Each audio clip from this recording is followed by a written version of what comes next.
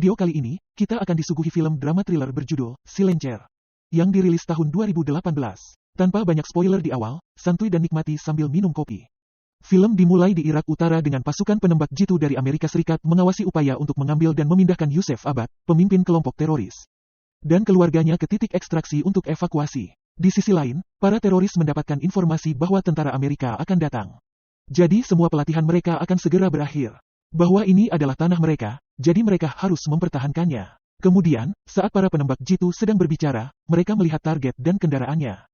Meskipun mereka tidak setuju dengan izin bebas Yusef karena dia seorang teroris, mereka harus mengikuti perintah karena alasan politik. Yusef meminta agar tentara Amerika Serikat melindunginya karena dia yakin tentara tersebut memiliki informasi penting yang dapat membantu mereka. Di sisi lain, beberapa anggota kelompok teroris bergerak menuju titik penjemputan melalui rute rahasia. Mereka tidak tinggal diam ketika pemimpin mereka hendak ditangkap oleh tentara. Mereka ingin menggagalkan upaya para prajurit, salah satunya melumpuhkan pasukan sniper terlebih dahulu. Belakangan, kelompok teroris tersebut berhasil menemukan satu penembak jitu.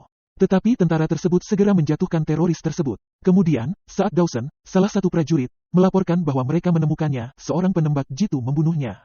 Jadi Frank, salah satu tentara AS dan kepala regu penembak jitu, melepaskan penutup telinganya, keluar dari tempatnya, dan pergi ke rumah Dawson meskipun penembak jitu lainnya, Timothy, menyuruhnya untuk tidak merusak posisi. Setelah itu, keadaan menjadi tidak terkendali ketika para teroris berhasil menyudutkan mereka. Hal ini memaksa Frank untuk mengambil tindakan yang tidak terduga dan tidak direncanakan, membunuh pemimpin teroris dan keluarganya. 10 tahun kemudian, di Las Cruces, New Mexico, Frank yang keluar dari militer tidak menampik bahwa insiden penembakan masih menghantuinya. Itu sangat membebani pikirannya sehingga dia tidak bisa memberitahu siapapun tentang hal itu. Dia kemudian menghadiri kelompok dukungan di mana setiap orang berbagi apa yang mereka alami, tetapi ketika mereka bertanya apakah dia ingin berbagi sesuatu, dia menolaknya. Setelah tidak lagi menjadi tentara, Frank mengabdikan sebagian besar waktunya untuk menjalankan bengkel mobilnya, yang kini menjadi sumber penghasilan utamanya. Belakangan pada hari itu, Frank dan salah satu stafnya, Pedro, menyelesaikan pekerjaan mereka memperbaiki kendaraan pelanggan dan mengundangnya untuk makan malam. Namun, Pedro menolaknya karena ia sedang berkencan. Sore harinya, Frank sedang makan malam bersama istrinya, Casey, dan putri tirinya, Shannon.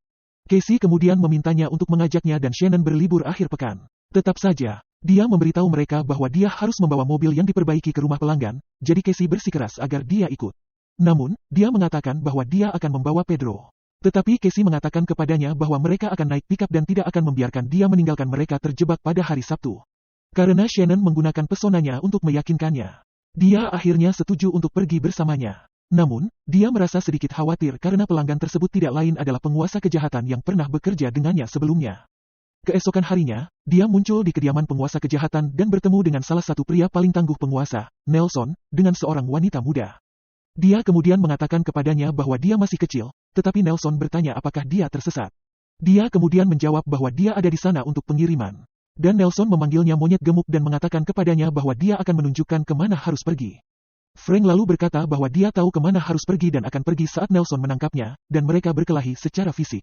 Ketika Nelson mengeluarkan pisaunya untuk mencoba menikam Frank, seorang pria bernama Lazarus, yang dikenal sebagai tangan kanan penguasa kejahatan, muncul dan langsung turun tangan untuk campur tangan. Lazarus kemudian mengajak Frank menemui penguasa kejahatan bernama Leo. Saat mereka tiba di dalam, dia melihat kejutan ulang tahun untuk Nikki, putri Leo. Kemudian, Nikki datang bersama ayahnya dan bertanya kepada Leo apakah dia bisa mengendarai sepeda pemberian Leo. Saat dia melihat Nelson sedang makan camilan di dapurnya, dia memerintahkan Nelson untuk menjaga Nikki. Tapi Nelson keberatan, menanyakan mengapa dia harus selalu menjalankan tugas, membuat Leo marah. Leo kemudian mengatakan kepadanya bahwa dia akan meminta Lazarus untuk memotong lidahnya jika dia pernah berbicara dengannya seperti itu lagi. Kemudian, Frank menerima amplop berisi cukup uang dari Leo untuk membayar perbaikan mobilnya. Namun, ia menyadari bahwa jumlah uang tersebut terlalu banyak jika hanya untuk membayar perbaikan. Leo mengatakan dia melakukan ini dengan sengaja karena dia ingin menawarkannya untuk kembali bekerja sebagai pembunuh bayaran, tetapi Frank menolak tawaran itu. Meski begitu, Leo memberinya amplop berisi uang dan membiarkannya pergi dari sana. Setelah itu, dia kembali ke truk mereka dengan Casey dan Shannon menunggunya, lalu pulang. Sore harinya, Frank terbangun dari mimpi buruk tentang kejadian 10 tahun yang lalu. Dia kemudian memanggil Timotius, tetapi dia tidak berbicara ketika Timotius menjawab.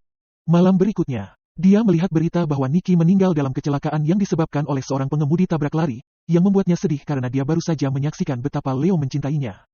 Casey kemudian bertanya kepadanya ada apa, tetapi dia menggelengkan kepalanya dan menolak untuk menjawab.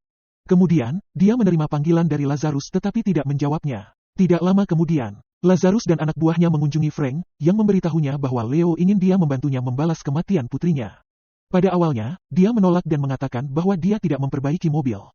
Dan dia tidak ingin kembali ke dunia gangster. Namun, karena Lazarus mengancamnya, dia tidak punya pilihan lain. Sementara itu, Casey yang melihat kedatangan anak buah Lazarus dan Leo di rumah mereka bertanya mengapa mereka ingin menemuinya pada malam seperti ini. Dia kemudian mengatakan padanya bahwa tidak ada yang perlu dikhawatirkan, karena itu hanya urusan lama dan tidak ada hubungannya dengan mereka. Kemudian Shannon menyela mereka meminta Frank untuk menemaninya. Setelah itu, Frank memberitahu Casey bahwa dia harus pergi, tetapi dia menolak saat Casey memintanya untuk tinggal.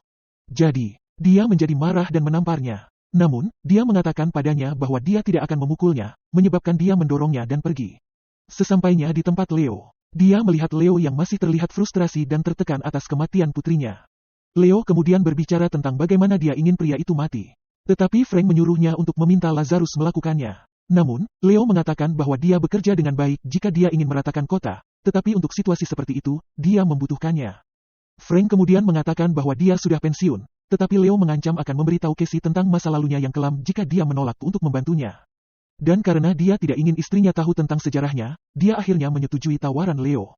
Keesokan harinya, Lazarus menyerahkan dokumen lengkap kepada Frank terkait pelaku agar bisa segera menjalankan misinya. Tidak butuh waktu lama bagi Frank untuk menemukan keberadaan pelakunya. Maka setelah menentukan posisi yang tepat, ia bergegas menyiapkan senapan snipernya untuk mengambil tindakan. Melihat pelaku bersama keluarganya, Frank mengenang kembali kejadian di mana ia melakukan kesalahan fatal yang selalu membebani pikirannya. Tidak ingin melakukan kesalahan yang sama. Dia memutuskan untuk tidak membunuh pria itu dan membiarkan polisi menangkapnya. Namun, tanpa sepengetahuannya, Leo memerintahkan salah satu anak buahnya untuk mengawasinya dari jauh dan melaporkannya kepada Leo. Mengetahui bahwa dia tidak bertindak sama sekali dan malah membiarkan polisi menangkap pria tersebut, Leo memerintahkan Lazarus untuk membunuh pelaku dan Frank. Di tempat lain, Casey yang ada di rumah dikejutkan dengan kehadiran anak buah Lazarus dan Leo yang menembak dan menculik Shannon. Setelah itu, Lazarus dan anak buahnya berhasil menangkap pelaku dari pihak kepolisian lalu membawanya ke suatu tempat untuk disiksa sampai mati sesuai perintah Leo. Sementara itu, Frank tiba di rumah, terkejut menemukan Casey terbaring tak berdaya dan membawanya ke rumah sakit. Dia kemudian bertemu dengan salah satu mantan rekannya di regu penembak jitu bernama Timothy dan meminta bantuan untuk penculikan Shannon. Setelah Timothy setuju untuk membantunya, Frank bertemu Casey di rumah sakit, yang tampaknya sangat terpukul atas apa yang terjadi padanya dan Shannon. Dia merasa marah pada Frank karena dia berbohong padanya selama ini dan menyebabkan semua ini terjadi. Dia kemudian mendekatinya, meminta maaf untuk semuanya. Berjanji bahwa dia dan Timothy akan membawa Shannon pulang dengan selamat dan memintanya untuk beristirahat. Frank dan Timothy kemudian bergegas ke rumah Leo, tetapi ketika mereka sampai di sana, dia mengetahui bahwa Leo dan Lazarus tidak ada di sana, begitu pula Shannon. Kemudian, Timothy berhasil menjatuhkan satu-satunya antek Leo yang masih ada di sana. Namun, saat dia memergoki Frank lengah, dia meraih senjata Frank untuk menembaknya. Timothy lalu membunuh pria tersebut tanpa pikir panjang, sehingga mempersulit mereka mendapatkan informasi tentang keberadaan Shannon. Sementara itu, Leo yang masih terpukul atas kematian putrinya, kemudian membawa Shannon ke kampung halamannya.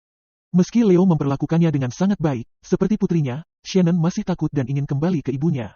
Di sisi lain, istri Leo, Martha, menganggap tindakannya menculik Shannon terlalu berlebihan dan mencoba meyakinkannya untuk mengakhiri semua ini, tetapi dia mengabaikannya.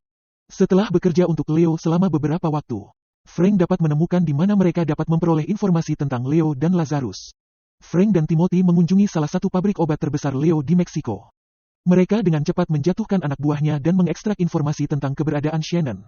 Sementara itu, Lazarus yang telah mengantisipasi bahwa Frank akan mendatangi mereka, memerintahkan Nelson untuk membunuhnya. Namun, Frank menemukan Nelson bersenang-senang di sebuah bar, di mana dia menyerangnya dan memaksanya untuk memberitahu keberadaan Shannon.